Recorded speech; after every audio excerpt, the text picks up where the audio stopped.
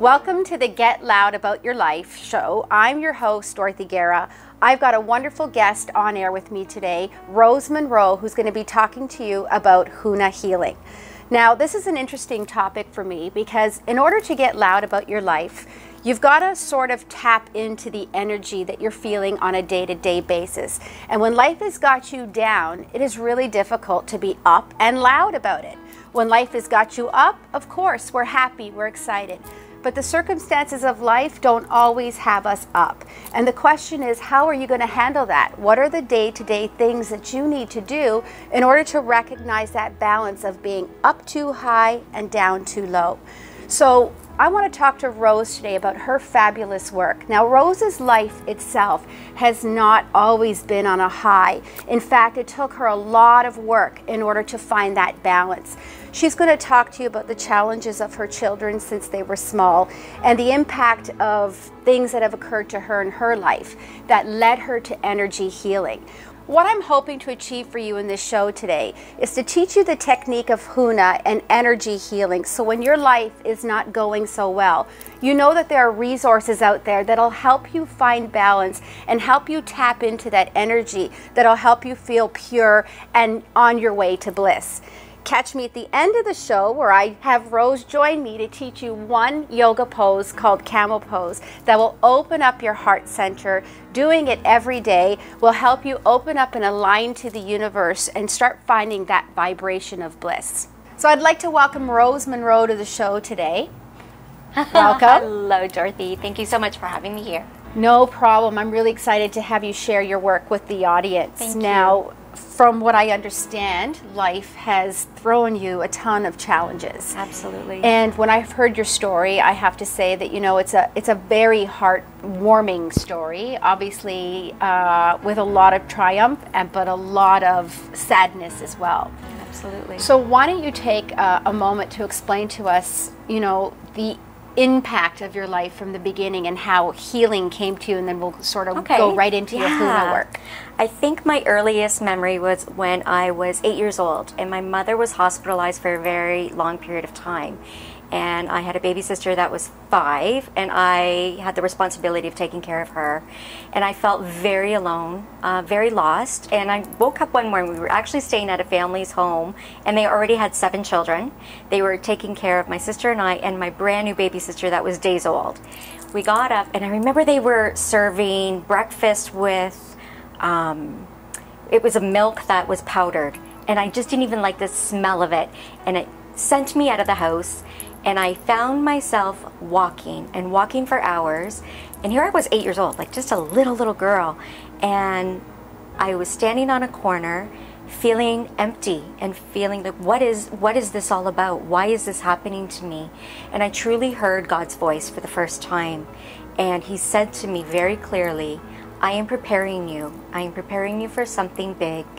And you are going to be a healer. And of course at that age and back in those times, I had no idea what that even meant. So I'm going to fast forward my life, and I was married. I had a beautiful little boy who was almost 3 years old.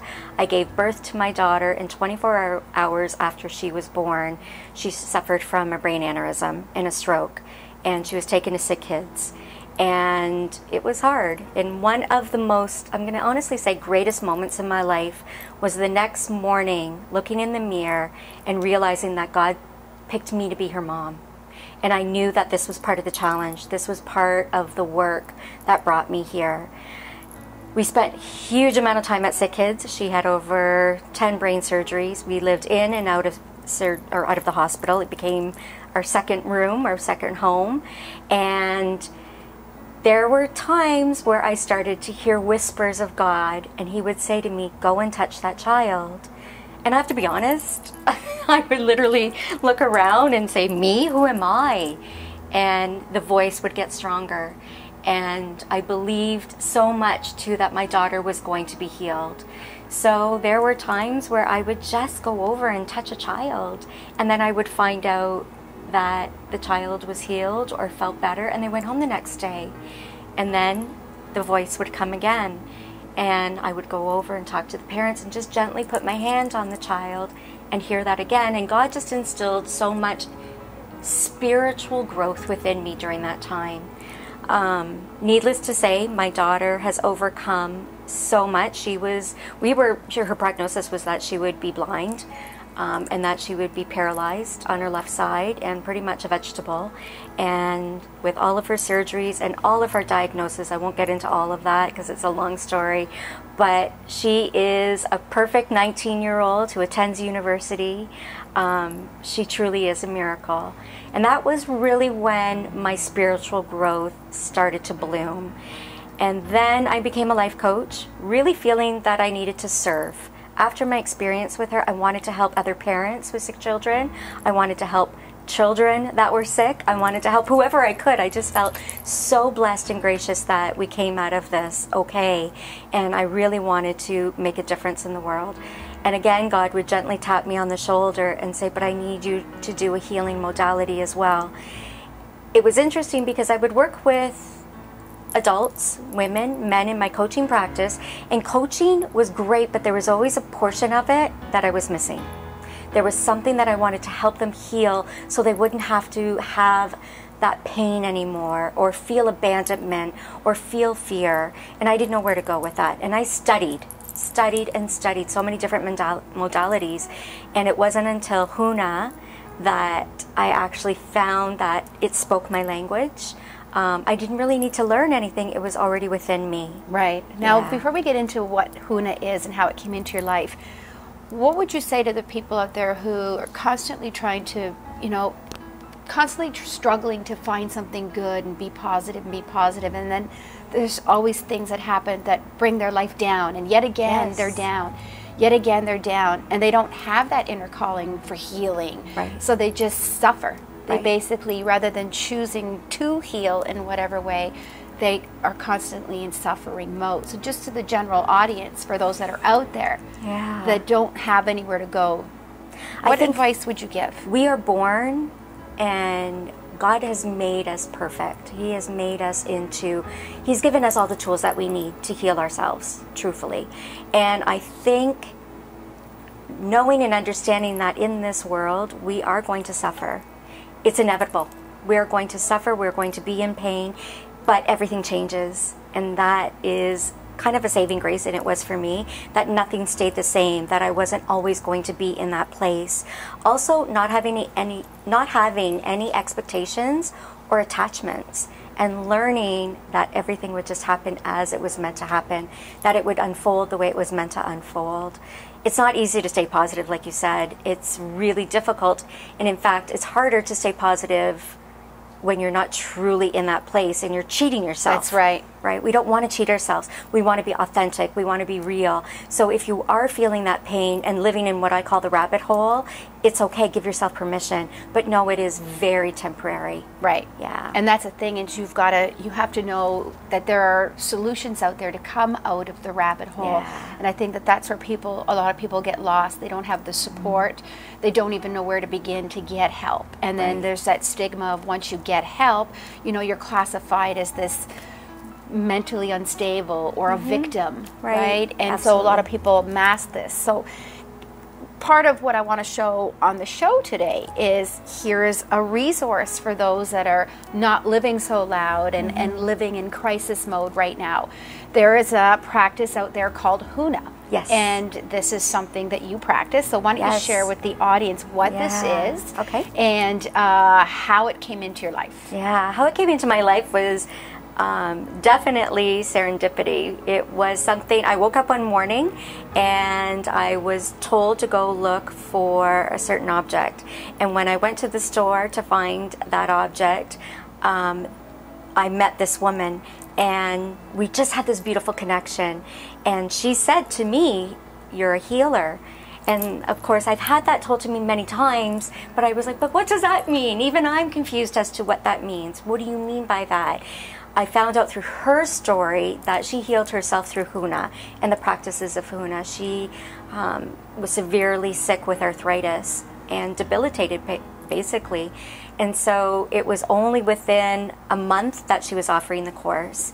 And I I made everything happen in order for me to take this course. It comes in 3 different parts. And what they do too is, what I love about the Hoonah is that you need to learn it for yourself first.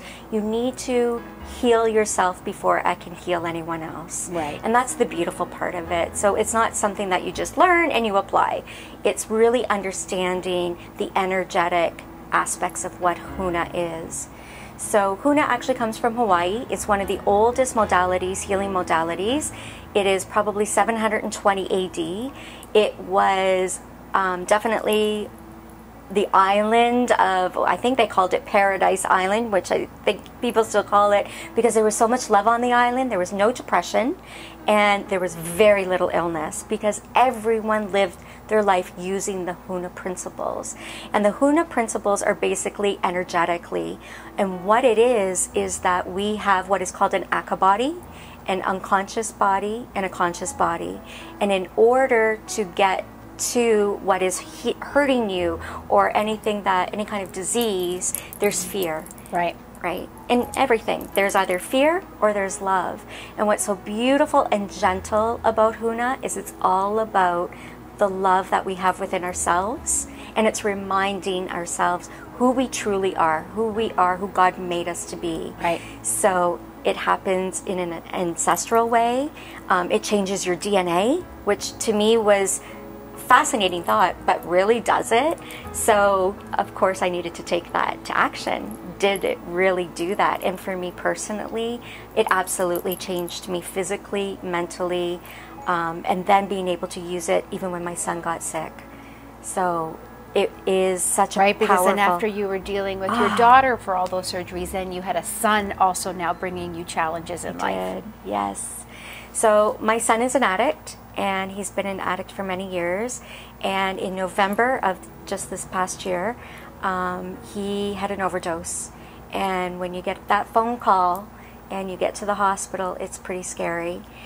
Within a 24-hour period, they had to resuscitate him 3 times. That included chest compressions. He suffered from a heart attack, and we were also diagnosed with diabetes. And my apprehendi was keeping everybody at a very calm and loving vibration, that it wouldn't be scary for him, that it wouldn't be something that terrified him. It was just keeping everyone who came to see him in a place of love. At the end of the night, I had no desire to go home. After everything my son had gone through in the last 24 hours, I planned on sleeping beside him in the ER. And he said to me, "Mom, can you do a Hoonah session on me?" And it was like, oh, of course. It was almost like it slipped my mind. And I told the nurse that this is what I was going to do. We closed the curtains and the door. And, for a good half an hour to an hour, I don't even remember, I felt complete love, and I felt complete peace with the situation. And as a mother, having seen your son go through this, it was heartbreaking, but I felt peace. So I knew that if I felt peace, he was also feeling peace and love as well. After I was done, he fell asleep. I was given the okay to go home and rest.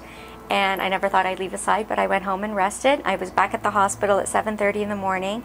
They had already taken him for his testing for his heart, taken him for more blood work and more chest x-rays. And a couple hours later, everything came back, and they were beyond astonished. They said, there's no more diabetes. His blood work is normal. There isn't a single rib broken after they pounded on his chest 3 times. Wow. And not a single spot on his heart from the heart attack. Wow. And of course my son, it was so beautiful for him to say, "Mom, I felt it. I felt the healing, and I felt the love." Right. So, And that's what I love about your story, because I believe that, to get loud about your life, you actually have to find a way to love your life. Yes. Bad and good, because loving your life when things are good is easy. Exactly. But unfortunately, when the bad times come, you quickly forget how good the good times were. Right. Right? Yeah. So learning to heal on a regular basis so that there's always balance of love, I think is what's important. And that's how we amplify our life, is through that balance of love and connecting to that energy. Yeah. So why don't we get into it? Why don't Okay. we show the audience what exactly a little bit of Hoonah looks like when Okay. you tap into that energy? Okay, will Okay. do. Just to explain to the audience too, Hoonah is done on like a massage table. You come in fully clothed. I put you under some blankets to make you really comfortable, and there's some nice music playing. It's a very relaxing session. We definitely do the talking, and that's where the coaching comes into. So we can kind of tap into some serious issues or something that's just bothering them. It could be a physical illness or something that all of a sudden an injury, anything. It can be one extreme to the other. And what ends up happening is they lay on the table, and I start with putting my hands underneath their head. Yep. And actually having a connection with them. And it's so beautiful because I truly start to feel their vibration. And my hands have gotten to a place, because of this energy work within the hands, I can feel so much, just even feeling you. So I work with that, and then I lift their Aka body outside of their physical form. And by doing that, I raise on top of them and almost do a scan over their entire body. And when I'm doing the scan, I can feel densities. And what's so beautiful about Hoonah is I don't need to understand what it is or why it is. I just need to understand there's a density, or there's an area or a blockage here. And so I go through both sides of the body doing a scan, and then I go back again with the beautiful Hoonah prayer and using the principles. And the Hoonah prayer, or the Ho'oponopono prayer, is I am sorry, please forgive me, thank you, and I love you. And it's taking responsibility for everything that's happened in your life, good and bad. And sometimes that's not an easy thing to do, and that's very tough. But I can do that for them. So that is part of it. And so depending on the situation, I will scan their body and feel that energy, because their energy is actually, and there's times I can actually see it. I can see their Aka body here, and I can see the colors, and I can feel the vibration. And it's not until I feel that those dense areas are gone that the session ends up becoming at a nice close. At the end, I can't leave them out there, because they really are, and you will talk to people that will say, I felt like I was floating, and they truly were floating. So I go back at the end, I touch their feet and ground them so they do come back. Intuitively, at the end of our session, we will talk, and intuitively, I will share whatever came to me. I love how Source will use me for whatever good they need to hear. Right. And they feel good. Right. So it raises their vibration. Right. They feel better than when they first came in. What is so beautiful about Hoonah too is it doesn't need to be done in person. I can also do distant healing. And distant healing would mean tapping into their energy. And most of the time I'll have a conversation with them on Skype or on the telephone. And then I will say to them, go lay down for an hour. And I was working with someone who was in Winnipeg, and he's a firefighter, and he had severe back pain. And I was working on his energetic body. So when I do that, I work with them in front of me. I can literally feel them in front of me. And I felt that area that was, he didn't tell me he had back problems. He just said, I need for you to work on me. And so I felt the density. And I remember it being purple, like just really strong and dark. And then it was, after working on him for probably a half an hour, it went away. And so I gave it a little bit of time. I do a meditation usually after, sending them lots of love. I called him, how are you feeling? He says, I don't know what happened. I was laying there, and it was like somebody, like an elastic broke, and I was fine. Wow. So it's pretty spectacular, because it's not me. I'm just the conduit. Right. And it's beautiful. It's truly beautiful. Awesome. And so how would you, if you were to do like a quick view for everybody? I'm going to have you do something with me. Okay. All right? Let's so do if you this. were to use your hands and just really, really rub them together, right? We're causing friction. We're causing energy, right? And if you were to feel in between, there's like a little vibration, and I want you to feel it and almost make a ball. We're going to call it an energy ball. Do you feel that? I can feel the heat between my hands. Okay. The more you work with this, because mine is super strong, and that's because I do this on a regular basis, but I can feel that energy. but you can almost feel this ball. It's like almost like a push when it comes too close together. Yeah, that's exactly it. So what is so beautiful about Hoonah is we think that we are this, but your energy, when somebody walks into a room and you feel their energy, you're feeling their Aka body, you're feeling their energy. And if they are full of love and light, you feel them, you want to gravitate towards them, you want to speak to them, you want to socialize with them. If somebody walks into the room and they're dark energy, you just turn away. You actually don't even want to pay any attention. So they don't even have to be close to you. Your energy, that field around you, and everything has it. We live in a very energetic, we live in a world, a dense world. Yeah. So we can feel that. So if you were to continue to do this, Dorothy, on a regular basis, you would start to not just feel heat, but to start to feel prickling and energy, and start to actually feel things. And what's so beautiful is you start doing it on yourself, and then you can go to someone and they will go, whoa, what are you doing? So we all have the ability to do this. And that's what's so beautiful about it. And I strongly believe that too. And a lot of people don't realize that, you know, this day-to-day life that we're living, we get so caught up in, you know, the materialistic aspect, the circumstances, the situations, and that becomes life. Right? But, you know, there's so much esotericism that's available to us to really understand that when this is done, there's something else, and learning how to bring this into our life so that all that negative circumstances don't weigh us down. You know, we don't get too overly searching for all the highs either. Exactly. Right? Really so important. Learning when to heal, learning when to find love and live with love. Yes. Well, I really enjoyed this. Okay. So stay with me here, and I love your story, and you know, you're very blessed to have found a passion in your life that has helped you overcome, you know, the negative circumstances that you've had to overgo, and they don't even sound negative when they come from you. You bring so much light of positivity to turning things around prospectively. Thank you. I am blessed. Awesome. So join me in a few moments as I teach you camel pose on how to open up the heart center and find that essence of love in life. So I've got Rose Munro joining me on the mat. Today we talked about how to heal your life when your circumstances are not that great. So clearly we can't always be loud and in a good spot, but we've got to learn how, when we're not in such a great spot, how we always find that vibe to stay loud and amplify our life. So I'm going to have Rose join me in our posture of the week, which is called camel pose in our yoga asana sequence. Camel pose is a pose that comes from the heart center. And whenever we're feeling sad or depressed, or like we just can't get ourselves out of a hole, coming into a place where you start to focus on your heart center, especially back bends in the yoga series, is a way to just instantly find a way to let go of that low vibration, that suffering feeling, and opening yourself up to a higher purpose, a higher power, which in essence is called love. And that is what we were talking about today, finding yourself in that place of love.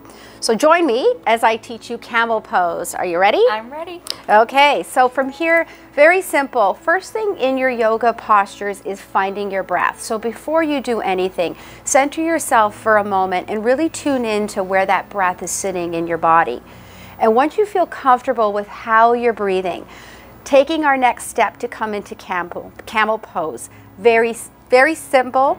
Here we go. So we're just going to come up onto the knees. And again, when you're not feeling loud about your life, it's okay to get centered with that feeling. And then coming into the place where you really start to feel the heart, whether it's down low or up high. We want to just tune into bringing that breath into that space. And all we're going to do is just gently placing our hands into our lower back and giving ourselves an opportunity to support our bodies. And then I want you to think about that breath expanding from the heart center and opening up towards the sky. Closing your eyes and just gently press those hips forward. Take a few moments here, and as you can see, you want to just stabilize your hips and shoulders And no matter how low you're feeling or how much life might have you down, as soon as you start bringing your awareness to this place of love and heart center, we start to release all that negativity, and you start to open your body up to something really wonderful. And then you can just come down. So that's your pose of the week, camel pose. Remember, there's always something in life that you can get loud about. Tune in every week as I help you amplify your life and get loud with me.